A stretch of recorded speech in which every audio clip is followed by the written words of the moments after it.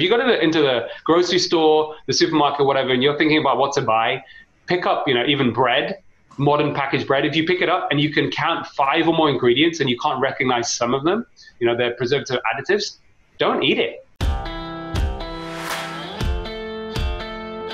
Welcome to the Doctor's Pharmacy. I'm Dr. Mark Hyman, and that's Pharmacy with an F, a place for conversations that matter. And if you're wondering how to prevent COVID-19 in yourself and in communities, and why we're really seeing this staggering impact of COVID-19 on our economy, on our healthcare system, then this podcast is going to matter to you because it's with one of the leading thinkers in the space of chronic disease, obesity, and health, Dr. Aseem Malhotra, who's a good friend of mine, coming to you from the United Kingdom, where he's recently published an article that caught my attention called COVID-19 and the Elephant in the Room. And we're going to talk about that elephant today, which is a perfect metaphor because elephants are big and the problem we have is big, and it's because we're all big. Dr. Malhotra is an honorary consultant cardiologist at Lister Hospital in Stevenson, UK.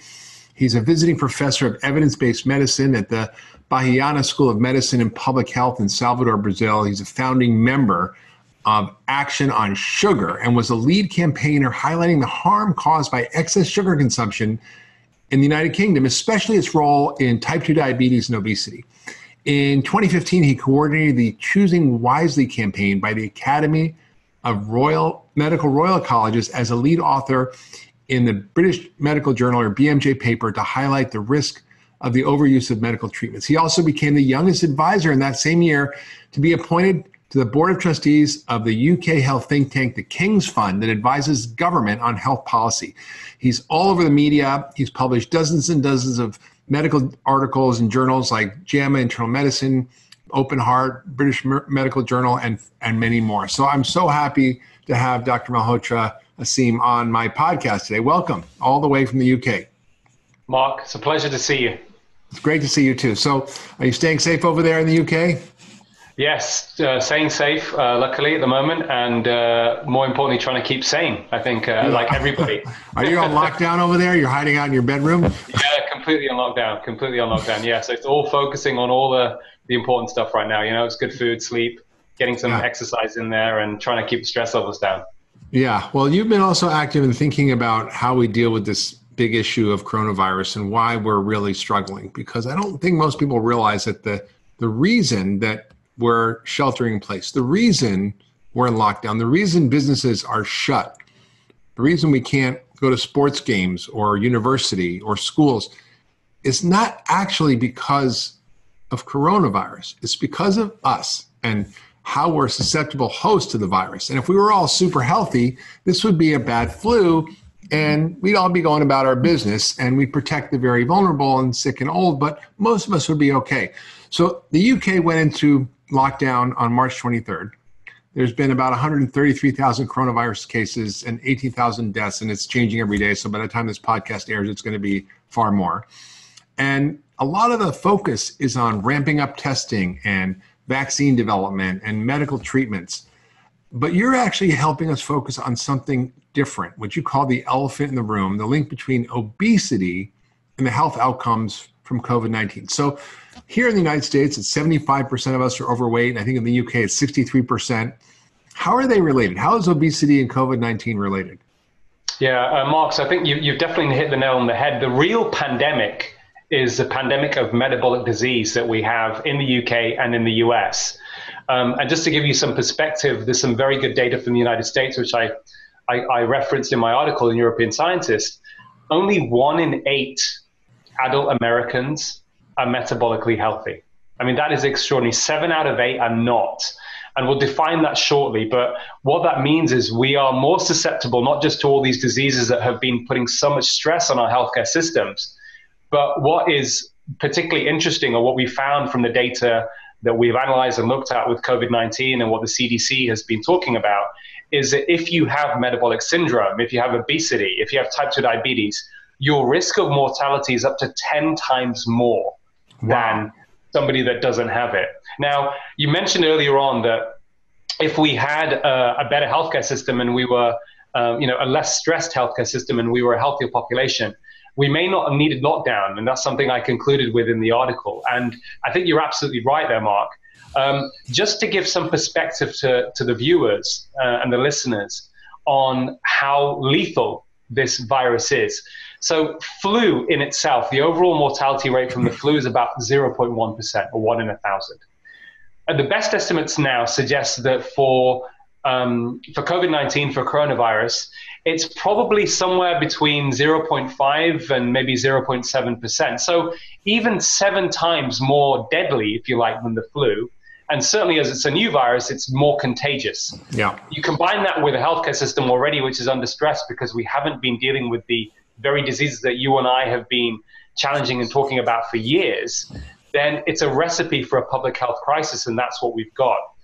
The reason why COVID-19 seems to be more lethal in people with metabolic disease and obesity appears to be linked to essentially excess body fat and chronic inflammation. So we have very good data from the flu, from other respiratory viruses, which are similar in many ways to coronavirus, which shows that people with obesity had higher mortality rates. So, for example, in 2009... So in other words, if you're overweight, you're more likely to die from just the regular flu. Yes, absolutely. Absolutely. And data, for example, in California showed in 2009 with there was a flu pandemic then, and they found that 61% of people who died from that flu pandemic, that flu crisis then, had obesity. And the biological mechanism seems to be related to excess body fat and how that causes a dysregulated immune system, a dysregulated immune response to the virus, which then causes a cytokine storm that leads to ARDS, or adult respiratory distress syndrome, which causes death. That seems to be the mechanism. Of course, there are other mechanisms as well. People with obesity have, more restricted lung capacity, and this could also play a factor. And of course, the people with underlying conditions are probably also more likely to suffer things like heart attacks.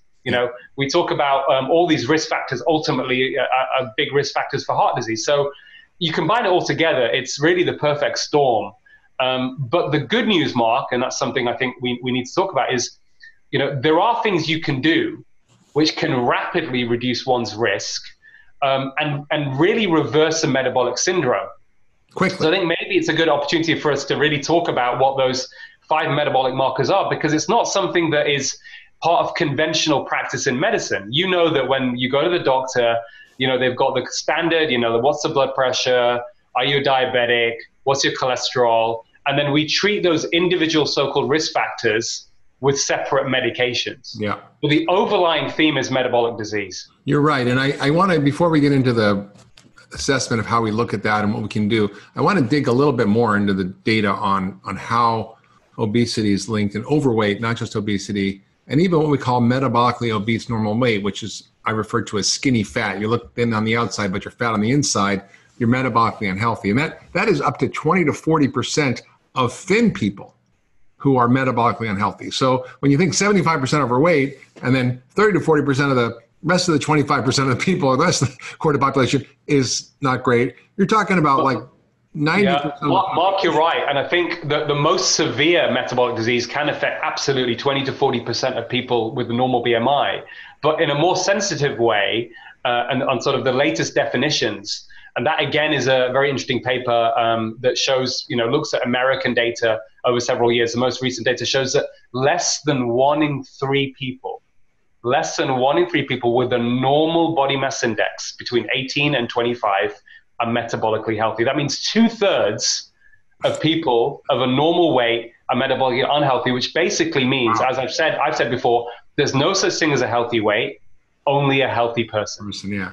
Well, that's a good point. So let's get back to how overweight and obesity affect your immune system, because you mentioned that it increases inflammation in the cytokine storm. We know that's true because I've been saying you become pre-inflamed. If you're pre-inflamed, when the virus hits, it's like throwing gasoline on a fire. And when you look at the data, 94 to 97% of deaths are in people who are either overweight, obese, or have a chronic illness, which is related to being in poor metabolic health. Diabetes, heart disease, and so forth. Even cancer is a sign of often poor metabolic health. So we know that these are all conditions that are resulting in pre-inflammation or inflammation. But there's some other interesting data that I didn't really realize about viral infections and obesity. For example, it suppresses the white blood cell function. It actually increases viral shedding, so that if you're overweight, you're more likely to spread the disease because your body keeps shedding and you shed more virus.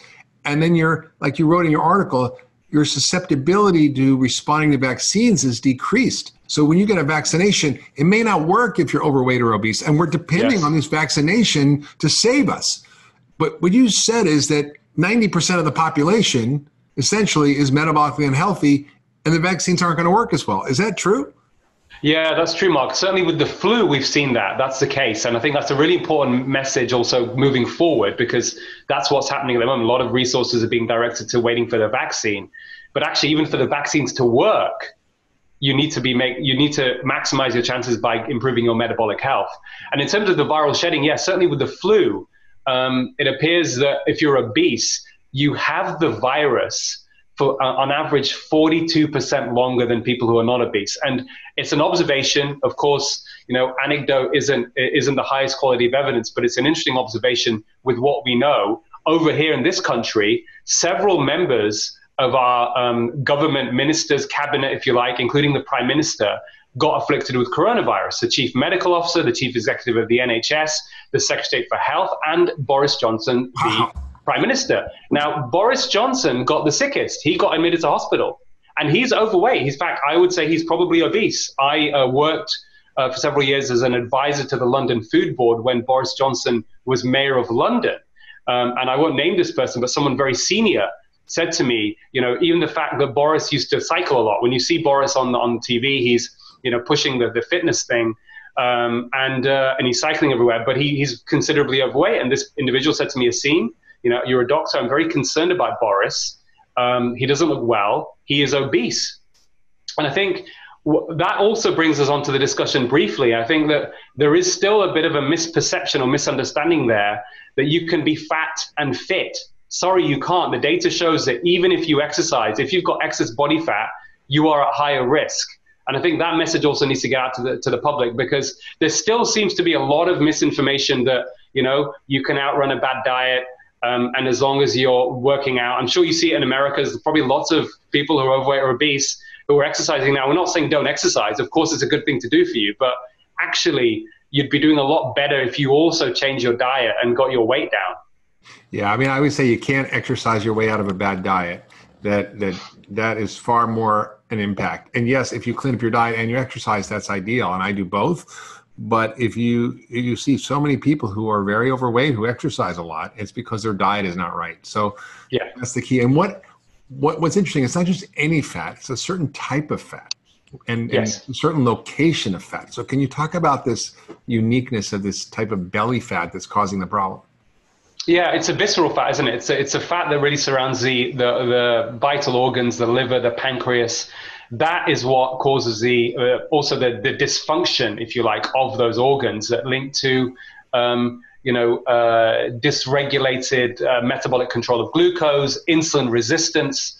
And over time, this is what causes or is at the root of all these chronic diseases: heart disease, high blood pressure, type 2 diabetes, probably also cancer and Alzheimer's disease as well. Yeah. So that's really the root of the problem.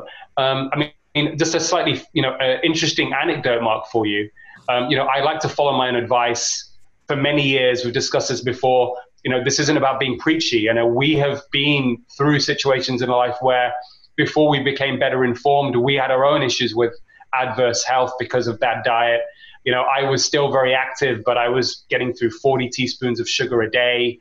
Yeah, this is what I did for many years until I read the science, And I thought, what the hell am I doing to myself? Well, you're a cardiologist, so it's the fat, right? I was a trainee doctor. I wasn't a specialist in cardiology at that point, but once I looked at the science, and I had this belly fat. I wasn't particularly overweight, but I had this belly fat.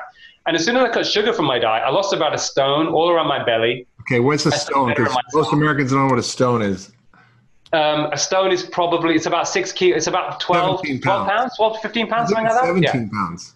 Oh, really? It's okay, fine. So yeah, it's quite a lot of weight. And it was all around my belly.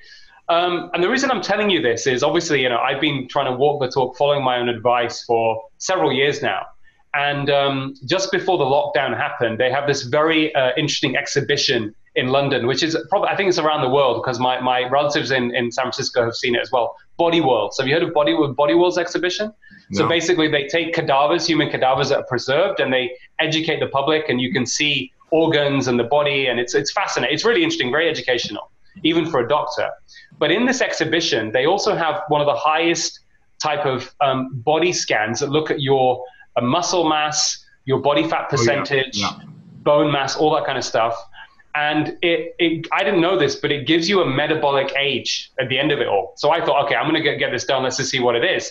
I'm 42. I'm not afraid to admit that I'm 42 years old.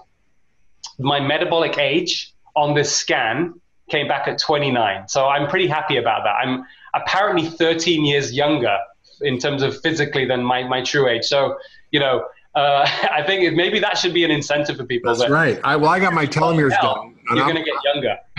I'm 39. I'm 60 years old, but I'm 39 on my telomeres. Yeah, exactly. It's great. So getting back to this belly fat, because it's not just there holding up your pants, this inert blob of fats around your belly. It's an alive organ. And this is really what's driving the crisis of COVID-19, because this organ is producing what we call inflammatory cytokines. These are the messenger molecules of your immune system, and you basically have a belly on fire. And it also produces all sorts of hormones and appetite dysregulating signals and all kinds of things that make you hungry and gain weight. It's really bad news. So it's not just the average kind of fat. So what are the ways in which you mentioned, 12% of Americans are metabolically healthy? That's pretty shameful. What are the types of things you would measure to look to see if you're metabolically healthy or not? Yeah, Mark, so really, really good question. If they're at risk for COVID-19 because they're metabolically unhealthy, how would they know? Yeah, absolutely. Very good question. And before I answer that, I think the other thing also, just from a personal perspective of my interest as a cardiologist, and this is something that I wrote about in the BMJ many years ago, that our focus should be metabolic syndrome. The 3 of the 5 that we're going to talk about is that 2/3 of people who suffer heart attacks have metabolic syndrome. Most of them will have a normal cholesterol. So this is really the other elephant in the room. This is what we should be focusing on if we're going to reduce heart disease as well as improve people's health. Yeah, people think about blood pressure and cholesterol. People, don't realize that most heart attacks are caused by sugar, not fat, and starch. Absolutely, Mark. Absolutely. And now we're trying to wind back these harms, of years of people getting the wrong dietary advice. But to answer the specific question about what are the 5 factors? So the normal blood pressure means less than 120 millimeters systolic of mercury and less than 80 diastolic. Waist circumference for a man of less than 102 centimeters, and for a woman less than 88 centimeters. What's that in inches? In inches is I think that's 40 inches for a man and 35 inches for a woman. You have to just check that, but it's. I think that might be obese. 2.5 inches, so maybe it's a bit less. Sorry, 2.5 inches to a centimeter. I think it's 37 for a man and like 34 for a woman or something, maybe. Yeah. I think we'll have to. Yeah. So just convert those centimeters to inches if you've got a calculator there, and whoever's listening and watching. And then in terms of you might have to help me with the units for triglycerides. Over here, we say triglycerides greater than 1.7 millimoles per liter, and HDL cholesterol should be greater than 1 millimole. So triglycerides should be less than 1.7, and HDL should be greater than 1 millimole, I think. Here they talk about triglycerides less than 150, although I think ideal is less than 70, and HDL, under 50 if you're a woman, I think under 40 if you're a man. But again, those are not optimal numbers. Those are Sure. Just for this specific definition of metabolic health, I agree, absolutely. And then finally, last but not least, is your HbA1c. You want to be not pre-diabetic, so less than 5.7%. You want your hemoglobin Hba1c. Again, I think you use millimoles over there in the United States. That's the average blood sugar over the last 6 weeks, basically. It should be less than 5.7, but again, ideal is probably less than 5.5. Yeah, absolutely. So if you're in all of those parameters, then you're metabolically healthy. And of course, if you have one, then you then come out of the optimal metabolic health. If you have any 3 abnormalities of those 5, you've got metabolic syndrome. And that is associated with the worst outcomes in terms of all sorts of health problems, but also with COVID-19. And I think also they talk about a blood sugar over 100 in this country. And the other thing that people don't measure, which I've been measuring for 25 years and is probably the most important measure, is fasting insulin, which is something that nobody looks at, which is very strange because your insulin goes way up before your blood sugar goes up. So getting your insulin measured is one of the most important things you can do. And if it's normal, you may not be out of the woods, even if your sugar is normal, because the best test is actually a glucose tolerance test where you take a load of sugar, the equivalent of 2 Coca-Colas, and you see what happens over 1 and 2 hours in fasting. And that will tell you, and I've seen this one woman in my practice just stuck out like a sore thumb. She was very overweight. She had that big round apple belly, and she had normal blood pressure. Her cholesterol was normal, and her blood sugar was normal. So I'm like, what is going on here? So I did a glucose tolerance test. Her blood sugar fasting was under 100. It never went over 110 after the glucose tolerance test, which is normal, which is great. Her insulin fasting was like 30 or 40. It should be less than 5. Wow. Ideally it's 2. And at 1 and 2 hours, it was over 200. Wow. So it's a ticking bomb, basically. She was wearing out her insulin. Yeah. And so it taught me a lesson that you can't just rely on blood sugar or even fasting insulin or any of these other biomarkers, that they're all surrogates for the hyperinsulinemia or insulin resistance that we're seeing with these patients. Absolutely. Absolutely. So let's talk more about this other parameter that we look at called metabolically obese normal weight, and what is it? And you talk about something called sarcopenic obesity. So what are the dangers of not picking this up, particularly in the elderly who have a normal weight, but are also really metabolically healthy? Because we see a lot of the elderly having risks, and it's not because they're old; it's because they're metabolically unhealthy because of what you call sarcopenic obesity. Yeah. So essentially, as you get older, Mark, certainly after 50 into your 60s, people tend to lose, as part of the aging process, muscle mass does tend to decline. You can't stop it, but you can slow it down. And I'm reversing it. I'm working out now. I'm at home with COVID-19, and it's the first time I'm not on the road in 25 years, and I'm doing weights at least 3 times a week, and I can see massive improvements in my muscle. You're in great shape, Mark. You're a great role model, actually, for that. Although I know you're 39. It's like, what's going on with your shoulders? No, but I mean, that's a really good point. Of course, and what's really important as well is to get enough protein, because there is a big issue. Certainly the Western world as well with protein deficiency. A lot of older adults aren't eating enough protein. Of course, the best sources come from animal products, but you can obviously get it, slightly harder from vegetable products as well, and pulses and things like that. But you need to be eating a lot of protein. And of course, combining it, you're right, with some strength and resistance training. It's really important for older people. And that will then reduce the chances and, probably stop sarcopenic obesity happening, where essentially what happens is you lose some muscle mass and you gain excess body fat, certainly around the midriff, which is, again, part of the aging process, seems to be that people do develop more insulin resistance with time. So actually, as you get older, I think it's more important to be actually more strict about what you're eating and thinking about it. And again, it's never too late to change, as you've probably seen with your patients, as I've seen with my patients, even as they're older in their 60s, their 70s, even 80-year-olds, even from changing their diet dramatically and just making some changes to their exercise levels, they can improve their health markers, and also, for them, their sense of well-being. They just feel mentally and physically better.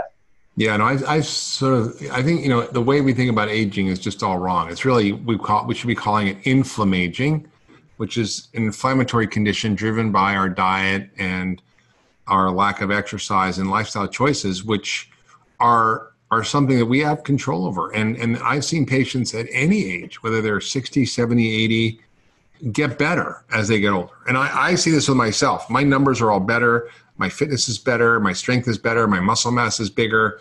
I'm not saying that to brag. I'm just saying that, I was so busy changing the world for the last 20 years that I kind of neglected some things. I ate pretty well, but I didn't do the kind of exercise that I really wanted to do and needed to do. And I wasn't as diligent about sleep or meditation. And now I'm really good. And I just noticed that I am actually healthier at 60 than I was at 50.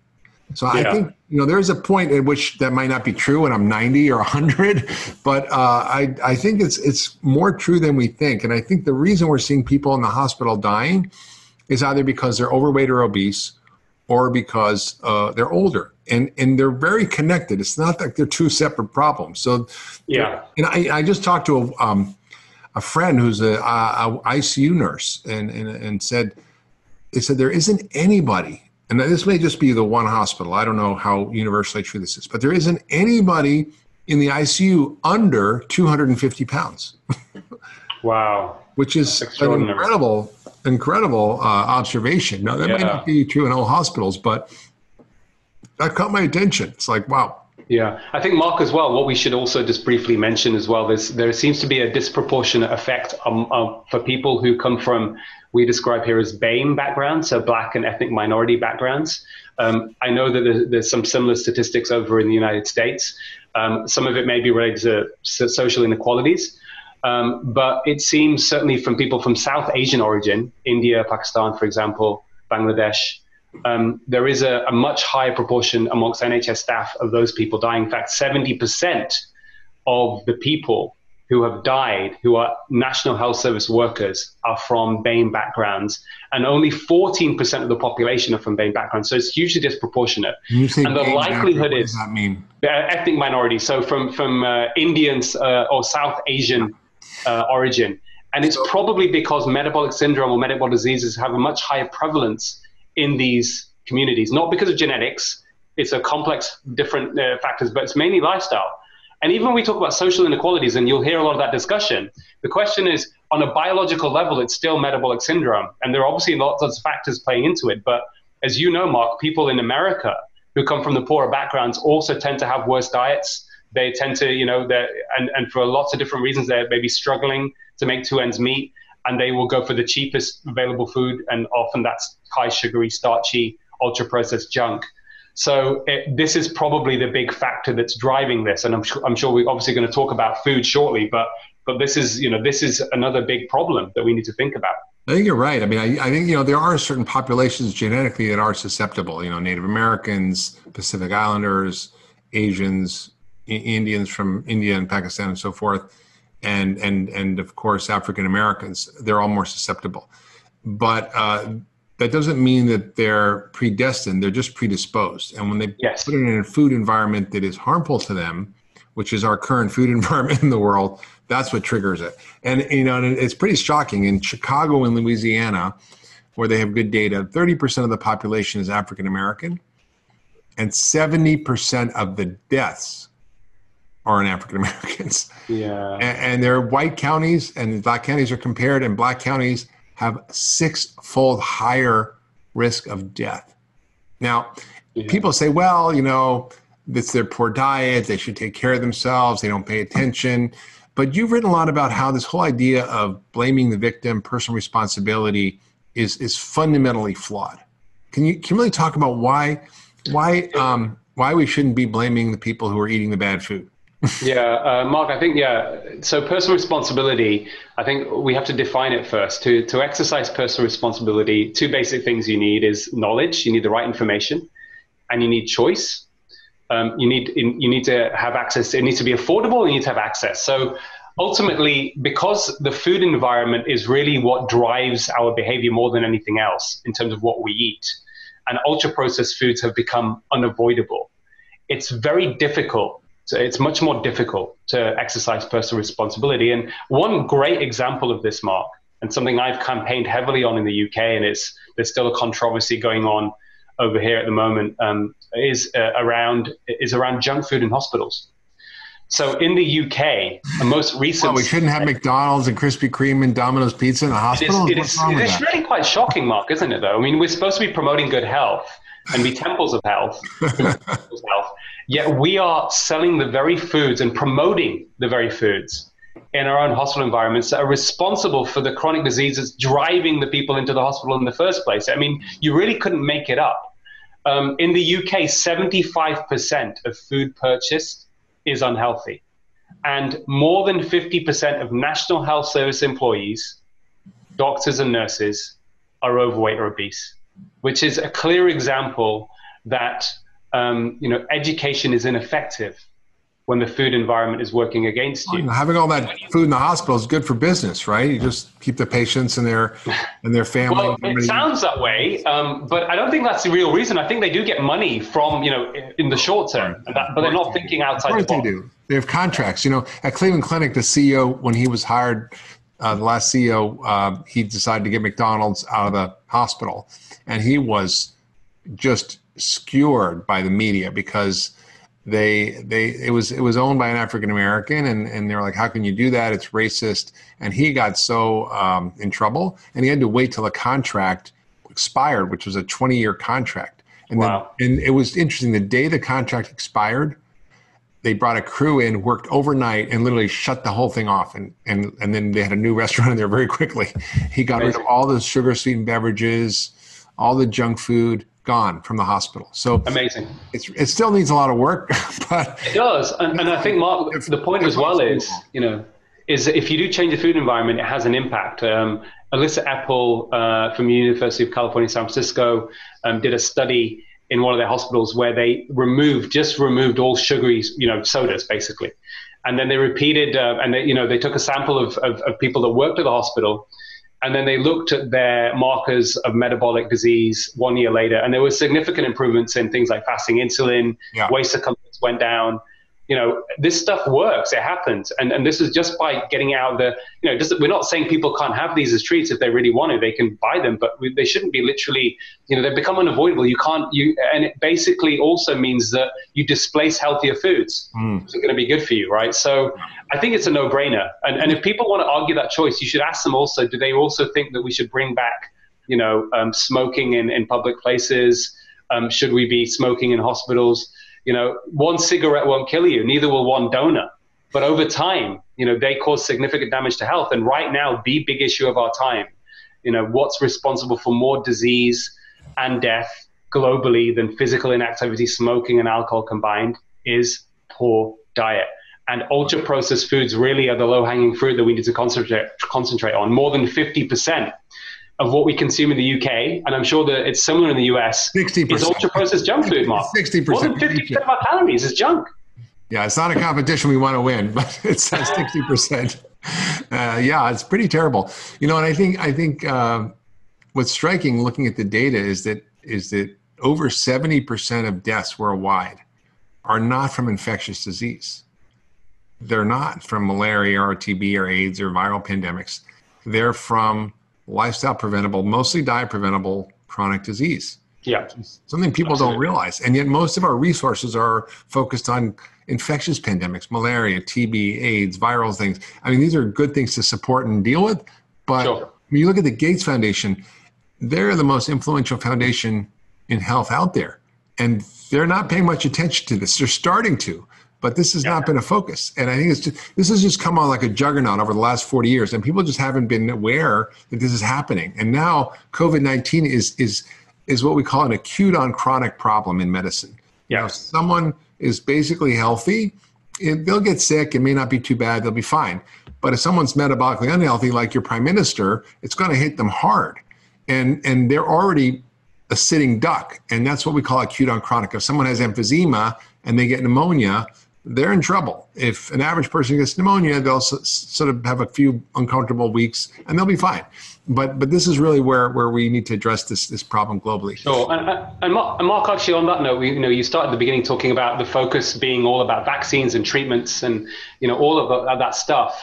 And I think that leads into another area of discussion, which is there is a cultural problem, a misperception about what modern medicine can achieve. We know, for example, you and I know that the effects of all these drugs that people take for type 2 diabetes and blood pressure and cholesterol are very marginal at best. But there was a very interesting study which I published. Marginal for effectiveness, but they create great profit margins for the pharmaceutical industry. Huge. But there's a very interesting paper I found which looked at and took educated people in the United States and asked them, since the mid-1800s in the United States to now, there's been an average increase in life expectancy of 40 years. And they asked these people in this survey, some of them were public health students, how much of that do you think was because of modern medicine? 80% of the people replied, most of them thought it was 32 years. 32 out of 40 years increase in life expectancy in the United States since the mid-1800s was because of modern medicine. Nothing could be further from the truth. At best, 3.5 years you can attribute to modern medicine, 3.5 years or 40 years. And most of that, Mark, is because of acute care, vaccinations, certain, antibiotics for infection. These are the things, the big kind of things that have helped modern medicine more than anything else. Most of the other stuff has been public health interventions, safe drinking water, seatbelts in cars, smoke buildings, better working environments, safe working environments. This is what has contributed most to people's longevity. So there's a perception issue that we need to challenge, because this sort of stuff also influences how people behave, what politicians do, what policies we have, where the money gets distributed. It needs to go all the way into prevention now. And everyone needs to be educated this, all the way to the highest level. Politicians, these are the kind of people that need to really understand this stuff, and then we can change the system. I agree. I think we need sweeping policy changes, and I've written in my book about this, Food Fix, which you're featured in. And I began to understand why we have the situation we have. It became very clear this is not an accident. This is not just a bunch of bad decisions that happen and that are going on with nobody really sort of being accountable. There may have been early on a desire to feed a growing world and a hungry population by using industrial agriculture to produce an abundance of cheap, starchy calories, which we thought at the time was a good thing. But now we understand the consequences of that. And when you look at the way in which the food industry acts, for the most part, it's a deliberate way to subvert the truth and promote their products. One, they fund billions of dollars of research, quote, research, that candy, for example, is a healthy way for kids to lose weight. No kidding. That's an actual study. Yeah. They fund $12 billion compared to $1 billion from the National Institute of Health, which confuses the science and confuses the public. They co-opt professional associations, and you've talked about this, like the American Heart Association, American Diabetes Association, Academy of Nutrition Dietetics, where they fund their work, which is why, for example, the American Academy of Dietitians and Academy of Nutrition and Dietetics, they actually created a sponsorship for Kraft Singles as a healthy snack. Well, they can't even call it cheese because it's not 51% cheese, and they got called out for that and had to pull it out. Then they co-opt social groups like Feeding America and the Food Policy and other groups that are trying to do good work around hunger, but they sit on their boards, they fund them. They fund groups like the NAACP, which is the African American group, or Hispanic Federation, which is why they oppose soda taxes. They create friend groups that create propaganda, like the American Council on Science and Health, that says that pesticides, trans fats, smoking are not bad for you. and so are GMOs, great. And they're all funded by the usual cast of characters like Monsanto and the big food companies. So it's a deliberate attempt across a wide range of sectors of society and science and government, not to mention the amount of lobbying they do in Washington. So you've got all these factors that are impeding our ability to create proper information, proper access to the right food, and to actually support the growing of the right food. So we're in this sort of real crisis at this moment where even if we want to, it's not easy for people to do the right thing. Yeah, Mark, I couldn't agree more. I think, I would sum that all up as that we have the corporate capture of public health, essentially. Mm-hmm. Marcia Angel, who I interviewed for an article in The Guardian, the former editor of New England Journal of Medicine, said the real battle we have in healthcare is one of truth versus money. But, if you ask the public, I believe in democracy, Mark. This is about, informed decision-making. And if people were aware of it, if people were aware of really what is a gross injustice being committed on them, they would find it unacceptable. Doesn't matter what your political, And everybody should read my book, Food Fix, because that's what I talk about. Have you got a copy? Yeah, exactly. I got to get you a copy. I look forward to reading it. So yeah, this is really what we need to, get that information out there, make people aware, and then we can change the system. Because ultimately, what I think the COVID-19 also outbreak has highlighted is that we're all interconnected, and this sort of, this is really unprecedented, this whole lockdown situation, where people are really seriously, everybody is so worried about their future, what's going to happen next. If a deadlier virus was to come along, would we as a society, as a population, would the world survive it? And I think this is hopefully a wake-up call for people to realize, actually, we have to all, we have to look after ourselves, Mark. We have to look after other people too.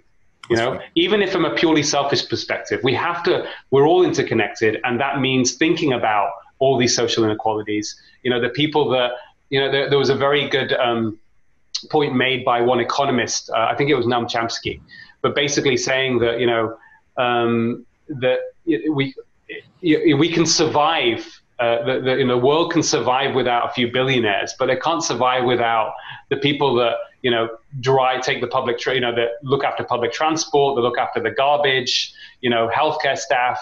Yeah, we're pretty bad. The garbage collectors didn't come. We're all dependent on them. So we have to really help each other as well through this. I agree. I think it's really an interesting moment in history where we're going to have an opportunity to sort of up-level our humanity and our mutual interdependence and sort of reshape the way we've been going, which is in a sort of a narcissistic, individualistic, sort of totalitarian pathway that I think is sort of got to stop. And it's not bringing us greater happiness, Mark, either. There's increasing depression as well because of the way we live. Yeah. True. I think we just need more compassion to help ourselves, compassion for others to help ourselves. Absolutely. All right, I want to come back to this question of what the heck is ultra processed food? You've used that term a number of times. Yeah. I don't know if people know what it is. What is ultra processed food? Let's define it. So it comes from something called the NOVA classification, which came from Brazil. It's an internationally recognized classification of different types of foods from minimally processed to ultra processed. And group 4 is the ultra processed, the worst type of foods that is really linked to chronic metabolic disease, heart disease, cancer, obesity, type 2 diabetes. And before I define it, what's really interesting about it, it appears these sorts of foods also encourage overconsumption. So Kevin Hall, a scientist in the States, last year did a very interesting, what was described as a landmark randomized controlled trial, that just within 2 weeks of people eating ultra-processed versus minimally processed foods, there was a 2 kilogram difference. Okay, so they were just encouraged to eat till fullness, and people who had the ultra-processed food end up consuming more and end up gaining more weight. What is ultra-processed food? Well, overall general term, it's usually mass packaged food that is deficient of nutrients and fiber and is high in sugar, in starch, and unhealthy oils, additives and preservatives, and most of the time, quite often, it's 5 or more ingredients. So what I tell my patients in very simple terms, so it's not a whole food. Out of a packet and it has 5 or more ingredients, it's ultra processed, don't eat it. Very simple, very simple. So if you go into the grocery store, the supermarket, whatever, and you're thinking about what to buy, pick up, even bread, modern packaged bread. If you pick it up and you can count 5 or more ingredients and you can't recognize some of them, they're preservative additives, don't eat it. Yeah, I've been making Indian food at home using all the spices. So I might use like 20 different ingredients in my Indian cooking. Well, I think that's different though, isn't it? Because you're using all natural ingredients to cook at home. This is specifically packaged food with preservatives. I'm making my own tikka masala and Rogan Josh, and it's so fun. I'm not even buying the mixes because I have time. I'm using all these incredible spices, toasting them.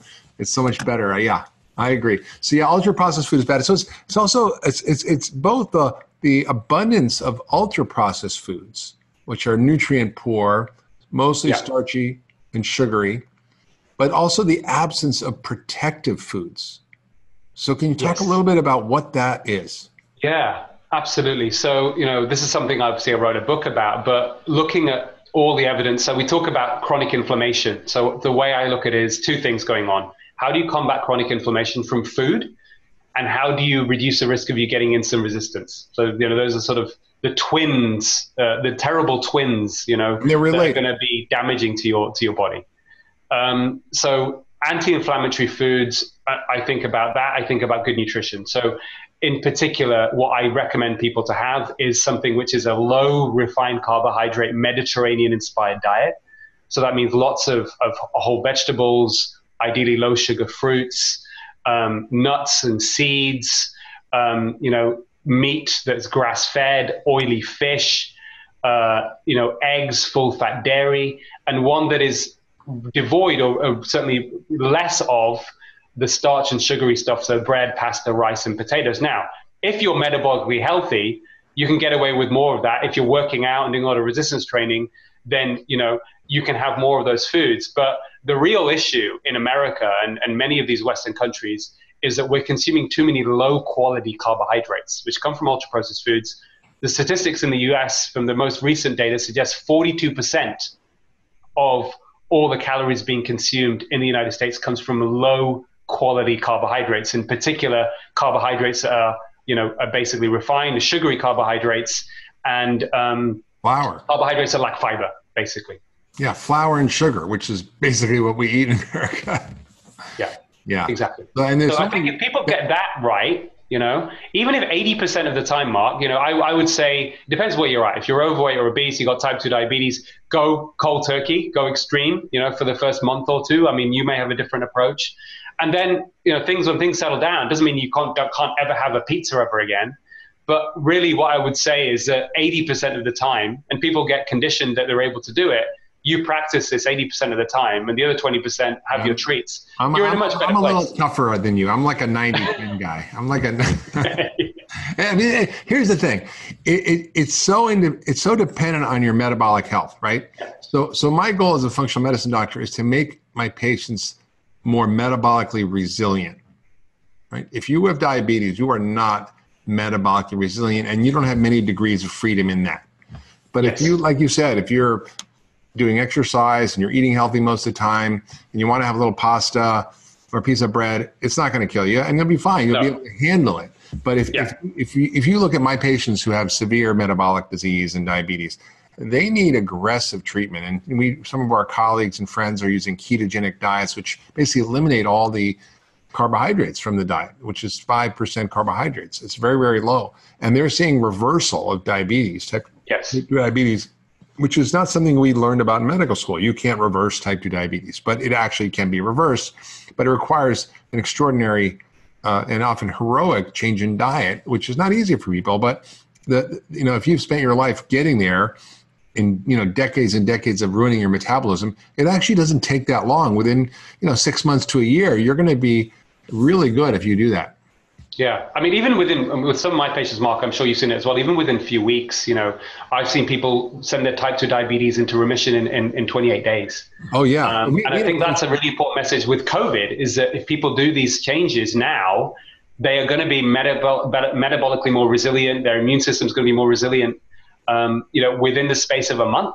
Or less. I mean, I had a patient who I talk about in the book, Janice, was diabetic. Her BMI was 43, which was very, very overweight. She was on insulin, and within 3 days of changing her diet, she was off insulin.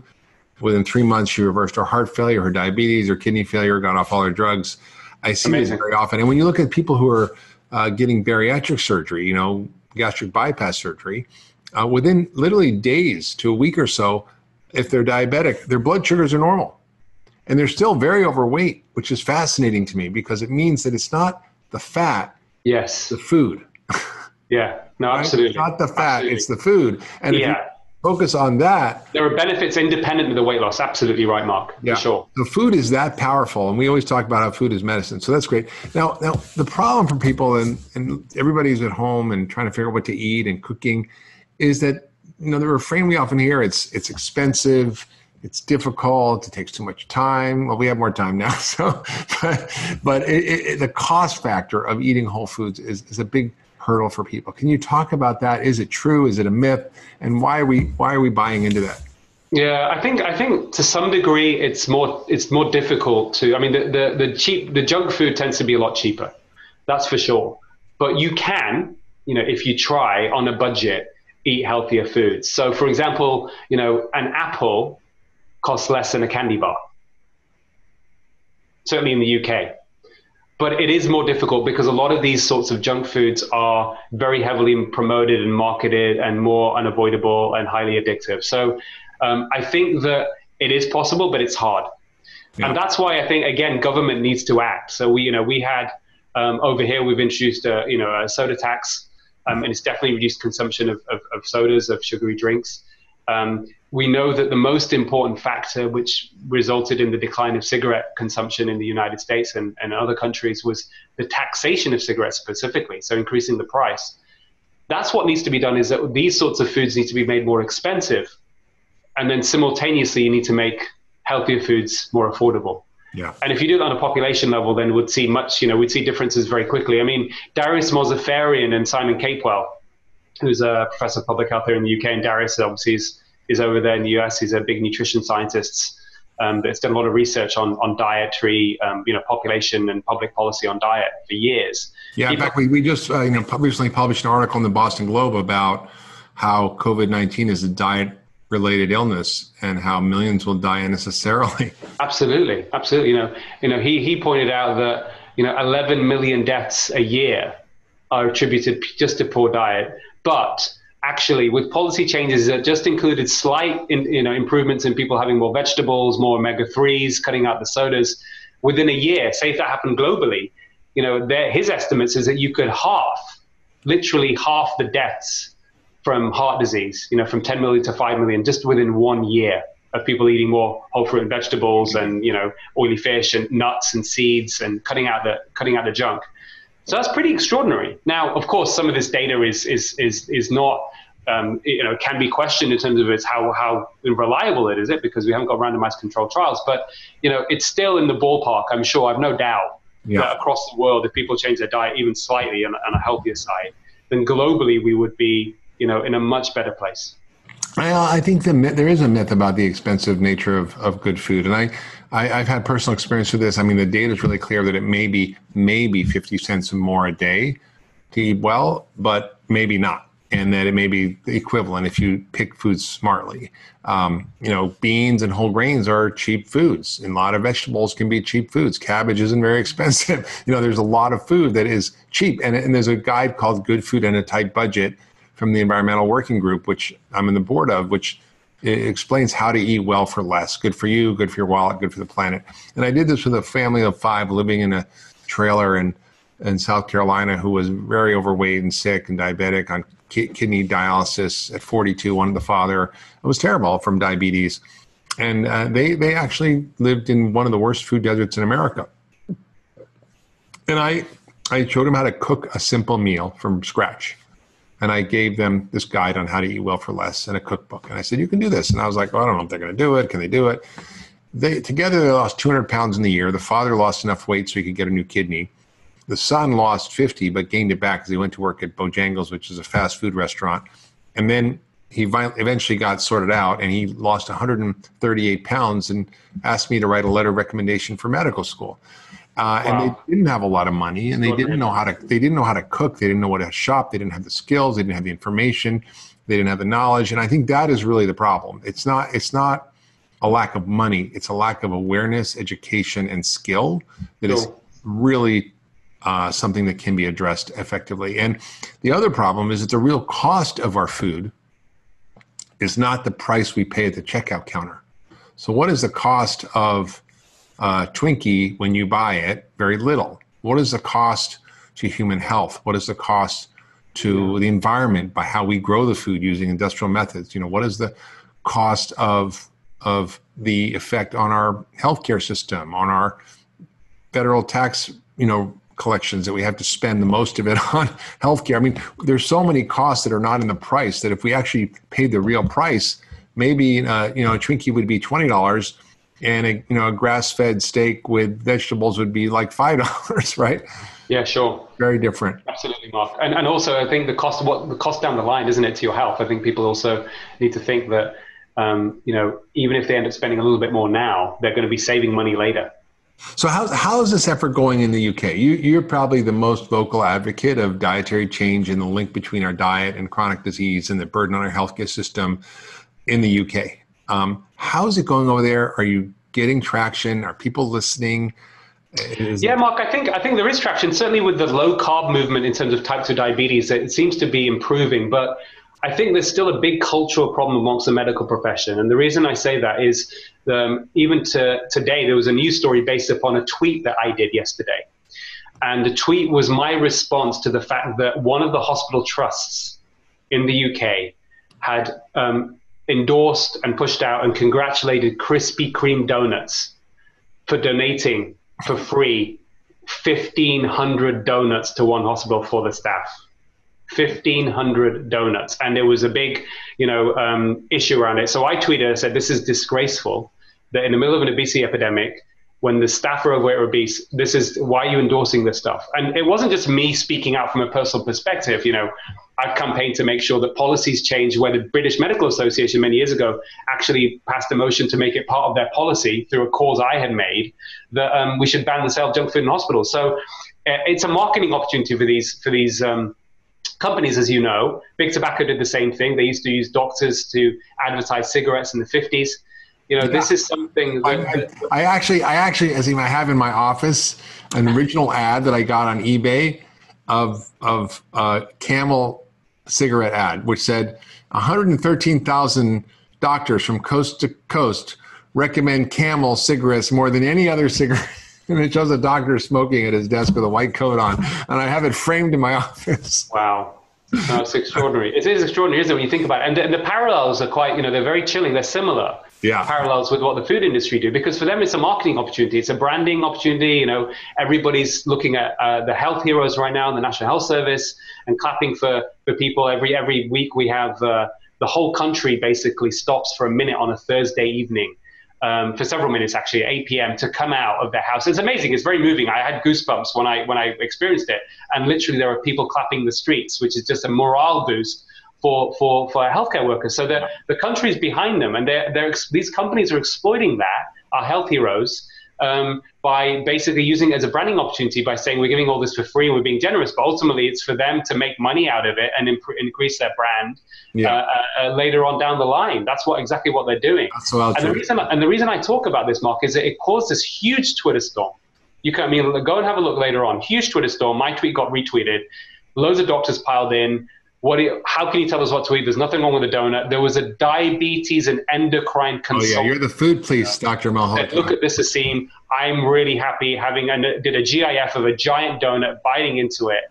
And it was pretty extraordinary. But what was good in a way is it really exposed the fact that there's a couple of things there are a few things that it highlights. One is doctors still have very poor training and lack of understanding in nutrition. It's just part not of medical training. And it's still perpetuating itself. So, we're part of a vocal minority, and maybe we're involved in a bit of an echo chamber in terms of how we're helping our patients. But how many diabetes specialists, Mark, out there do you think in the United States, what percentage of them are regularly sending their type 2 diabetes patients into remission with dietary prescriptions? And for those not watching the video, I have my fingers up as a 0. It is absolutely, it is extraordinary. There's still work to do. I think there's progress. We know a few of them, but we still need to keep working on it. And I've been involved in writing letters with other doctors saying we need to get compulsory nutrition education in medical schools. It got publicity. The chair of the General Medical Council, the chair of the Medical Schools Committee all replied back saying yes, things are starting. And the younger generation and younger doctors have been contacting me, and they are saying, Aseem, you are saying what a lot of people are afraid to say. This is just scandalous. So I think we just need to keep talking about it. We need to keep being advocates for it. I then did a Twitter poll based upon an article I wrote for the King's Fund. I'm a trustee of this health think tank called the King's Fund. I did a blog for them, highlighting the issue about doctors need to not just be advocates or looking after the individual patient in their consultation room. They need to think about population health. If you're a cardiologist, care about cardiovascular disease of your community too. What are you doing about that to stop people coming in the first place, to improve the overall health of the population? And one of the things I wrote, Mark, is I said, in my view, doctors who stay silent about the sale of the very junk foods that are driving chronic disease in the first place are, in my view, in neglect of their duty to patients. I wrote this in the blog. So I put it out as a tweet, and I said, listen, this is what I think. Provocative. This is the blog. So I'm making a case here. Please read my blog and then vote. And it was about 1,500 people voted. And I was still pleasantly surprised. We got a majority in favor. 58% agreed with me, 42% didn't. And that is the most provocative thing one could say. I'm saying that you're in neglect of your duty to patients by not speaking out against junk food sales. I agree. I think doctors and healthcare providers need to be on the front lines talking about this. And I think, I hope this COVID-19 pandemic, however awful it is, has a silver lining that allows us to recognize this pandemic of obesity and metabolic disease that is really underlying this health crisis and figure out a way collectively to address this. It's what I've made my life's work. I know it's your life's work, and it's so great to hear you doing this work over there across the pond. Yeah, Mark, no, absolutely. And I think one thing I would like to say, just before we finish is in England, we have something called the 7 Nolan Principles, which was actually created by the government in response to a scandal that happened in the mid-90s, where it was exposed that, for you, maybe it's normal in America, but basically members of parliament were being given cash by vested interest to ask questions in parliament. That's not allowed, and that was exposed. And then the government got a body together that looked at the ethics of all of it, and they came out with recommendations. In fact, these are what's supposed to be followed by all those in public life, which include members of parliament, so politicians, and people whose duty is to serve the public, including doctors, police officers, teachers. And those 7 principles are these. And I read them, and I thought, how can anyone argue with this? But it made me think, how many people are following these seven Nolan Principles? And these are selflessness, integrity, accountability, honesty, openness, and leadership. And leadership also means being able to speak out against bad practice and behavior wherever it occurs. And it says that we're all supposed to adhere to these principles. But actually, when I gave a talk in LA a few months ago, I said, just ask yourself, if you're a member of the public or you're a doctor, are you following these principles in your practice? And the reality is, and this isn't blaming individual or finger pointing, the system has failed doctors and patients because of all these corporate interests do not allow people, it becomes very difficult for people to actually even follow noble principles in their duty to serve the public. Yeah, crazy. Well, this has been an incredible conversation. I hope it's been enlightening for people to understand the connection between COVID-19 and the underlying metabolic problems we have as a society. You're such a thought leader, an advocate, and a rebel rouser trying to change the system. I feel like you're a kindred soul, and I'm happy to have you on the team. So always a pleasure, Mark. Yeah, absolutely. A lovely team effort. And thank you for all your work and inspiration. I think we need to just keep shouting, banging the drum. And things are changing, and they will continue to change, but hopefully sooner rather than later. I don't think we can afford to let this carry on for another 5 or 10 years. Maybe this will be the catalyst. So thank you so much for being on the Doctor's Pharmacy. If you want to find out more about Dr. Aseem Malhotra, go to doctor, that's spelled out DOCTOR, Aseem, ASEEM.com. Check out his book, The Pioppi Diet, which is fantastic. I think I gave him a quote for it. And just enjoy his brilliant writings. He's been published in so many medical journals and newspaper articles, so check him out. And I think you should share this podcast with everybody because it will help save your family, your friends, and your community by taking action on what we talked about today. Please subscribe wherever you get your podcasts. Leave a comment. We'd love to hear from you. And we'll see you next time on The Doctor's Pharmacy.